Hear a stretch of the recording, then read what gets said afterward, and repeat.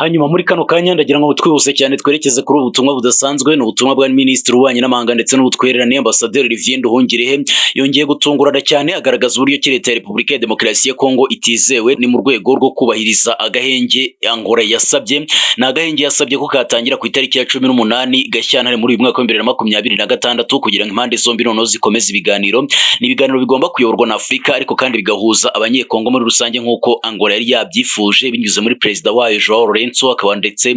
n'umuyobozi w'umuryango wa Afurika yunze ubumwe. Ariko kandi Minisitiri Nduhungirehe yatangaje ko rwose Repubulika ya Demokarasi ya Kongo kutubahiriza aka gahenge bitazaba bitangaje, kuko si ubwa mbere Repubulika ya Demokarasi ya Kongo yemera ikintu bikarangira nta kintu na kimwe igikozeho muri rusange. Muri kano kanya reka ntizimbye mu magambo twihuse cyane twerekeze kuri ubutumwa bwa Minisitiri w'Ububanyi n'Amahanga ndetse n'Ubutwererane Ambasaderi Olivier Nduhungirehe. Ni ubutumwa bwuzuyemo ukuri kwinshi cyane tugiye kuza kugenda tugarukaho muri aya makuru yacu. Ndagira ngo reba hasi handitse subscribe no kugira ngo tujye tugenda tubana amakuru agiye atandukanye dukomeza kugenda tubategurira umwanya ku wundi.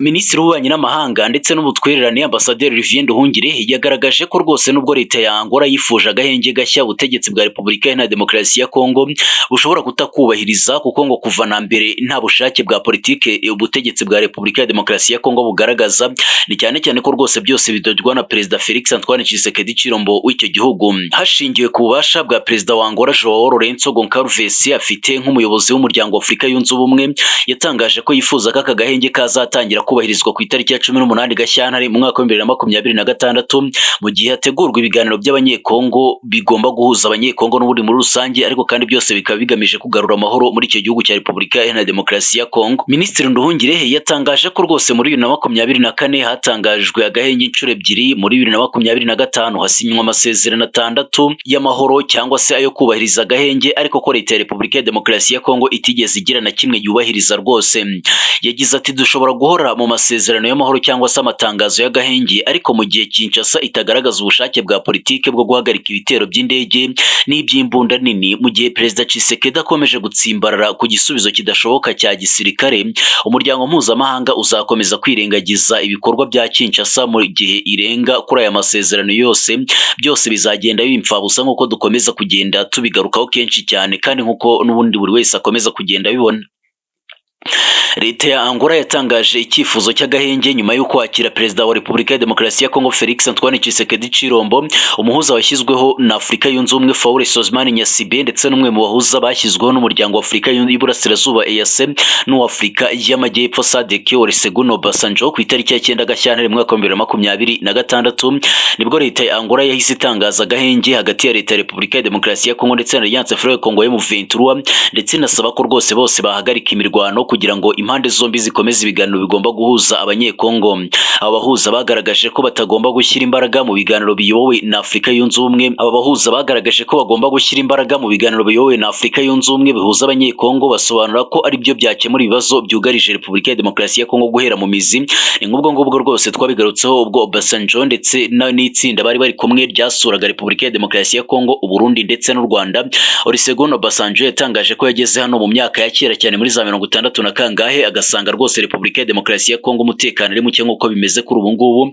Agasobanura ko rwose kugira ngo ibibazo byo muri Repubulika ya Demokarasi ya Kongo bikemuke bisaba ko babanza kubihera mu mizi, bahereye kuri ayo mateka ya kera cyane yatumye n'ubundi umuryango w'abibumbye wohereza ingabo muri Repubulika ya Demokarasi ya Kongo kugarura amahoro, nk'uko yagiye akunda kugenda abigaragaza n'ubundi muri ibi biganiro yagiranye n'abakuru b'ibihugu batandukanye bari basuye ibi bihugu bitatu ari by'u Rwanda, Uburundi ndetse na Repubulika ya Demokarasi ya Kongo, uretse ko banageze no muri Uganda, ariko kandi bakagaruka cyane rwose ku bibazo bya Repubulika ya Demokarasi ya Kongo kuko nibyo byari ibyibanze. Ariko kandi biranagaruka none ku kuba Leta ya Repubulika ya Demokarasi ya Kongo ikomeje kugaba ibitero bikomeye cyane kuri uyu mutwe FCM23 ndetse no mu bice biri kugenzurwa nawo, aho wagiye utangaza kuko byagenda kose mu gihe Leta ya Repubulika ya Demokarasi ya Kongo itifuza ibiganiro by'amahoro, banasaba ko rwose gukomeza ibiganiro nta kintu na kimwe bimaze, kuko Leta ya Repubulika ya Demokarasi ya Kongo iyo bigiye kugera mu musozo yongera kugaruka mu by'ukuri yongera kubyica yica ku rwego rukomeye cyane, igaragaza uburyo ki rwose irajwe inshinga no gukomeza ibitero byo ku butaka ndetse no mu kirere,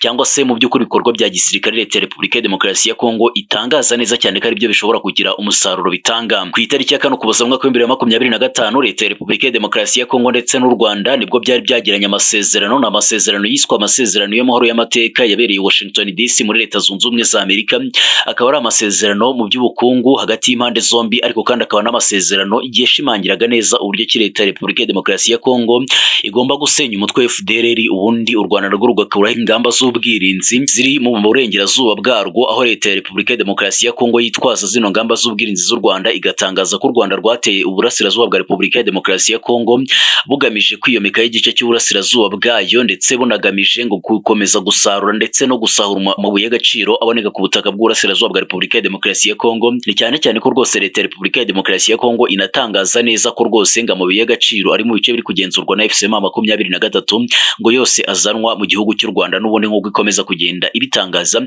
nako kandi igenda itangaza ko rwose ngo u Rwanda ari rwo muyobozi mukuru w'umutwe wa FCM23 ukomeje kwigarura ibice bitandukanye mu burasirazuba bwa Repubulika ya Demokarasi ya Kongo. Ariko kandi Alliance Free Congo M23 yatangaje ko rwose nta hantu na hamwe ihuriye n'u Rwanda, ahubwo ko ari umutwe w'abanyekongo ugamije kwishyira ukizana kw'abanyekongo muri rusange, ndetse unagamije no gukomeza gushaka uburyo abaturage bakandamizwa na leta ya Repubulika ya Demokarasi ya Kongo, kandi ari abanyekongo nabo bagira gutya bagahabwa uburenganzira bwabo, nk'uko uyu mutwe wa FCM23 wakomeje kugenda ubitangaza, nubwo imiryango mpuzamahanga ndetse n'ibihugu bikomeye cyane byo mu burengerazuba bw'isi bikomeza kugenda byirengagiza no mpamvu muzi ya FCM23, ahubwo ibikorwa byose bya leta ya Repubulika ya Demokarasi ya Kongo bikarenzwa ingohi kubera amabuye y'agaciro. Perezida Felix Antoine Tshisekedi Tshilombo ajya gukinga mu maso y'abo banyagitugu bo mu burengerazuba bw'isi, bagakomeza kugenda bashyira igitutu ku gihugu cy'u Rwanda ndetse no kuri FCM23, batangaza neza cyane ko rwose ngo Alliance Free Congo M23 gikomeje kugenda ngo yangiza ngo ubusugire bwa Repubulika ya Demokarasi ya Kongo, ngo ikomeje kugenda ikora ibikorwa bitandukanye birimo ihohoterwa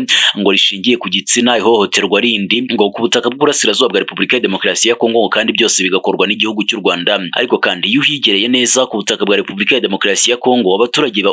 bishimye nabo mu bice biri kugenzurwa na FCM23. Niyo mpamvu kuva Alliance Free Congo M23 yafata icyemezo cyo kuva mu mujyi wa Uvira, ingabo za leta ya Repubulika ya Demokarasi ya Kongo zongeye kuhagaruka kuhayobora, ariko kandi biza kuba ngombwa ko rwose abaturage benshi bo muri Uvira bongera guhunga basanga Alliance Free Congo M23 ahantu ikambitse mu bice bitandukanye by'uburasirazuba bwa Repubulika ya Demokarasi ya Kongo, aho benshi mu baturage ba Uvira ubu ngubu bahungiye mu bice bitandukanye bya Kamanyora, ku buryo n'ubundi leta ya Repubulika ya Demokarasi ya Kongo yahise ibashushubikanya ikabirukana mu byabo, igakomeza n'ibikorwa bitandukanye birimo n'ihohoterwa no gukomeza kubica ku rwego rukomeye cyane, aribyo byatumye bafata icyemezo cyo guhunga bakajya mu bice biri kugenzurwa na Alliance Free Congo M23 muri Kamanyora muri rusange. N'ubundi FCM23 yafashe icyemezo cyo kuva muri Uvira ibisabwe na Leta Zunze Ubumwe za Amerika, ngo no kugira ngo ibiganiro by'amahoro bihuza leta ya Repubulika ya Demokarasi ya Kongo ndetse na FCM23 bikomeze mu mwuka mwiza nk'uko Leta Zunze Ubumwe za Amerika zari zabitangaje. Ariko kandi byanarangiye rwose Alliance Free Congo M23 ko kifashe icyemezo cyo kuva muri Uvira, nubwo yabanje gusaba Leta Zunze Ubumwe za Amerika ngo ko hajyamo ingabo zitabogamye. Ubwo Alliance Free Congo M23 yavaga muri Uvira ku itariki ya 17 Mutarama mwaka wa 2026, ku itariki ya 18 mu gitondo hari hamaze kwinjira imitwe ya Wazalendo, FDLR ndetse n'ingabo za leta ya Repubulika ya Demokarasi ya Kongo zitangira kwinjira muri Uvira, ariko kandi abaturage bo bakomeza kugenda batotezwa ku rwego rukomeye cyane. Ndagira ngo ntizimbye mu magambo, muranyemera twihuse cyane dusoreza ngahe amakuru yacu twari twabateguriye. Ni amakuru menshi cyane tuzakomeza kugenda tubagerezaho ku gihe, nimukomeze kugubwa neza muherereye hose hirya no hino ku isi.